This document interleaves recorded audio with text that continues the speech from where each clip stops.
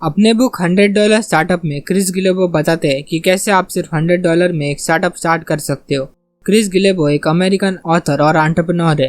$100 startup इस book को लिखने से पहले ऑथर ने 1500 से भी ज़्यादा स्मॉल एंटरप्रेन्योर्स का इंटरव्यू लिया था, जिन्होंने सिर्फ $100 या उससे भी कम पैसों को इन्वेस्ट करके एक सक्सेसफुल माइक्रो बिजनेस बनाया है।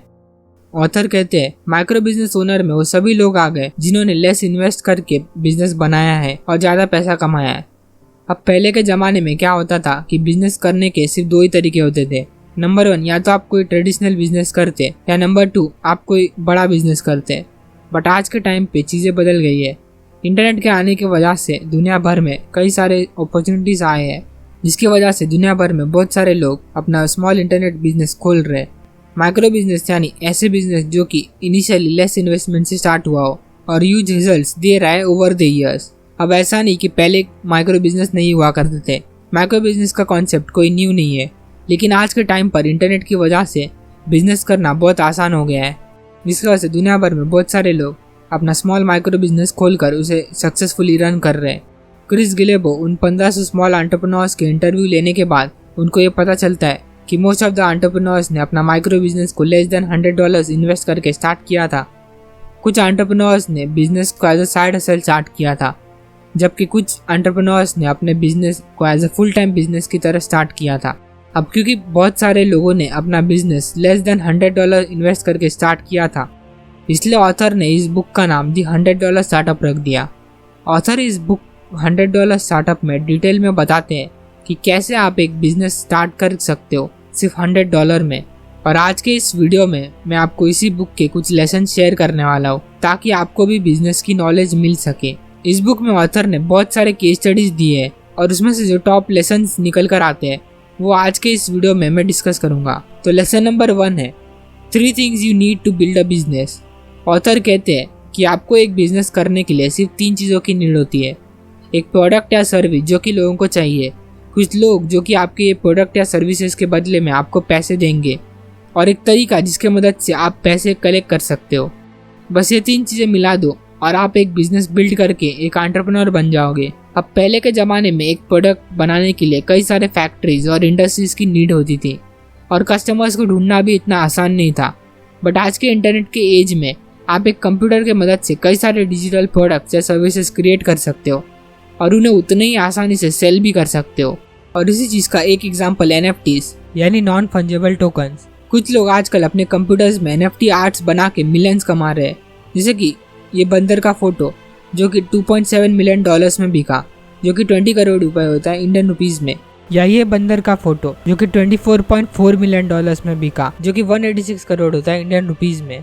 लाइक इस बंदर की इमेज को एक इंसान ने 186 करोड़ रुपीज़ में खरीदा। ओ भाई मारो मुझे मारो।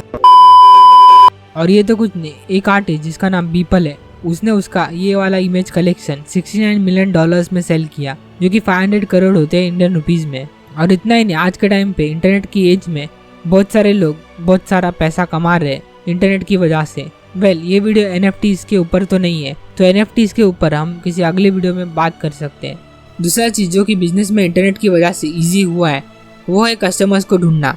आज के टाइम पे सोशल मीडिया और इंटरनेट एडवर्टाइजिंग की वजह से कस्टमर्स को ढूंढना बहुत आसान हो गया है। और यही चीज़ थर्ड पॉइंट को भी अप्लाई करता है, जो कि है बिजनेस में पैसा की लेन देन। ये तीनों ही चीज़ें इंटरनेट की वजह से बहुत आसान हो गया है। ये तीनों चीज़ों में से सबसे मेन है एक प्रोडक्ट या सर्विस बनाना जो कि लोगों को चाहिए। लेसन नंबर 2 है फाइंड योर कन्वर्जेंस। ऑथर ने कन्वर्जेंस को 2 सर्कल के इंटरसेक्शन को बोला गया है।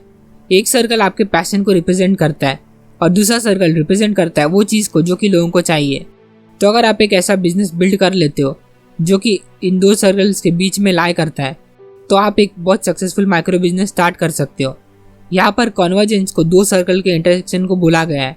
कन्वर्जेंस यानी एक ऐसा चीज़ के रिलेटेड बिजनेस स्टार्ट करना जिसके बारे में आप पैशनेट हो और लोगों को इस बिजनेस की नीड हो। तो हम देखते हैं कि कैसे हम वो चीज़ बना सकते हैं जो कि लोगों को चाहिए। तो लेसन नंबर 3 है बिल्ड व्हाट पीपल वांट। लोगों को क्या चाहिए? ऑथर कहते हैं कि लोगों को कुछ चीज़ें अपनी लाइफ में कम चाहिए होती है और कुछ चीज़ें ज़्यादा चाहिए होती है। जैसे कि लोगों को ज़्यादा love, money, acceptance and free time चाहिए होता है, वेयर एज लोगों को कम stress and tension, less conflict and less uncertainty चाहिए होता है। ये सारी चीज़ें लोगों को कम चाहिए होती है। ऑथर कहते हैं कि आपको लोगों को ज़्यादा से ज़्यादा वैल्यू प्रोवाइड करना चाहिए। आपका बिजनेस लोगों को हेल्प करना चाहिए, लोगों की लाइफ आसान बनाना चाहिए। आप अपने बिजनेस में वैल्यू तभी प्रोवाइड कर सकते हो जब आप अपने बिजनेस लोगों की हेल्प करने का अराउंड बनाओगे, लोगों की लाइफ ईजी करने का अराउंड बनाओगे। एग्जाम्पल, जोमेटो वैल्यू प्रोवाइड करता है अपने बिजनेस में by providing instant food delivery, या लोगों को टैक्सी ढूंढने में जो टाइम वेस्ट होता है उसे उबर सॉल्व करता है by providing good AC cabs at good price. या जेप्टो वैल्यू प्रोवाइड करता है by providing daily essential groceries in 10 to 20 minutes, और ये चीज़ लोगों का बहुत सारा टाइम सेव करता है। तो अगर आप लोगों का टाइम बचा सकते हो जैसे कि उबर और जेप्टो करता है, या अगर आप लोगों का स्ट्रेस या टेंशन कम कर सकते हो अपने प्रोडक्ट या सर्विसेज के थ्रू जो कि इंटरटेनमेंट इंडस्ट्री करता है, या अगर आप लोगों को ज़्यादा खुश कर सकते हो, ज़्यादा अच्छा फील करा सकते हो, या उन्हें ऐसा कुछ चीज़ प्रोवाइड कर सकते हो जिससे वो लोगों की लाइफ बेटर बन सके, तो आप एक ग्रेट बिजनेस बिल्ड कर सकते हो। एग्जाम्पल, यूडेमी लोगों को बेटर बनाता है अच्छे कोर्सेज चीप प्राइजेस में प्रोवाइड करके, या कुछ यूट्यूब चैनल्स लोगों की नॉलेज को इम्प्रूव करते हैं बहुत वैल्यूएबल इन्फॉर्मेशन शेयर करके। आप कितना वैल्यू अपने प्रोडक्ट या सर्विसेज से लोगों को प्रोवाइड करने वाले हो, जितना ज़्यादा वैल्यू आप क्रिएट करोगे कस्टमर्स के लिए, उतना ही ज़्यादा आपका बिजनेस सक्सेसफुल होगा। बिजनेस में लोगों को वैल्यू प्रोवाइड करना एक बिजनेस के लिए कितना ज़्यादा ज़रूरी होता है, ये बात आपको इससे समझ में आ ही गया होगा। अब मैं आपको एक सिंपल एक्सरसाइज देता हूँ, इसका आंसर ढूंढो और कमेंट करो। आप ये चीज़ कर सकते हो कि जो भी कंपनी के प्रोडक्ट या सर्विसेज आप यूज़ करते हो, तो वो प्रोडक्ट या सर्विसेज आपको क्या वैल्यू प्रोवाइड करता है जिस वजह से आप उन प्रोडक्ट्स को डेली यूज़ करते हो। इस चीज़ को कमेंट करो। ये चीज़ आपको हेल्प करेगा बिजनेस वैल्यू कैसे प्रोवाइड करता है इस चीज़ को अंडरस्टैंड करने में। मेरा एग्जांपल, मैं यूडेमी एंड यूट्यूब यूज़ करता हूँ। यूडेमी लोगों को बहुत सारे कोर्सेज चीप प्राइजेस में प्रोवाइड करता है जिसके मदद से कोई भी इंसान अपने स्किल्स को इम्प्रूव करके अपने करियर में सुपर हीरो बन सकता है। या यूट्यूब जो कि हमें बहुत सारा एजुकेशन और इंटरटेनमेंट फ्री में प्रोवाइड करता है। तो इस तरह आप जो भी प्रोडक्ट या सर्विसेज डेली यूज़ करते हो, वो प्रोडक्ट या सर्विसेज क्या वैल्यू प्रोवाइड करता है, इसे कमेंट करो। तो अब हम देखते हैं कि कैसे आप एक बिजनेस बिल्ड कर सकते हो जो कि लोगों को वैल्यू प्रोवाइड करता हो। तो लेसन नंबर 4 है फॉलो योर पैशन। जैसे कि हमने कन्वर्जेंस में देखा कि एक सर्कल पैशन को रिप्रेजेंट करता है और एक सर्कल उस चीज़ को रिप्रेजेंट करता है जो कि लोगों को चाहिए। अब आपका पैशन बहुत सारे चीज़ों में होगा। एग्जाम्पल, आपका पैशन कोडिंग एंड कंप्यूटर्स में हो सकता है, या साइकिलिंग में हो सकता है, क्रिकेट में हो सकता है, या स्टैंड अप कॉमेडीज में हो सकता है। लेकिन आपका हर एक पैशन एक बिजनेस नहीं बन सकता। तो इसलिए आपको इस स्टेप में देखना है कि आपके कौन से पैशंस है जो कि आपको हेल्प कर सकता है एक बिजनेस बिल्ड करने में। आप अपना बिजनेस पैशन और लोगों की नीड के बीच में आने वाले कामों में बना सकते हो।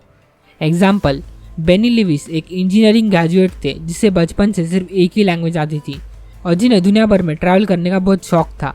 अब ऐसे ही ट्रैवल करते करते उन्होंने कई सारे लैंग्वेजेस फ्लुएंटली बोलना सीख ली थी। जब भी वो किसी न्यू कंट्री को विजिट करते तो वो वहाँ की लैंग्वेजेस सीख लेते। ऐसा करते करते उन्होंने 8 फॉरेन लैंग्वेजेस फ्लुएंटली बोलना सीख ली थी।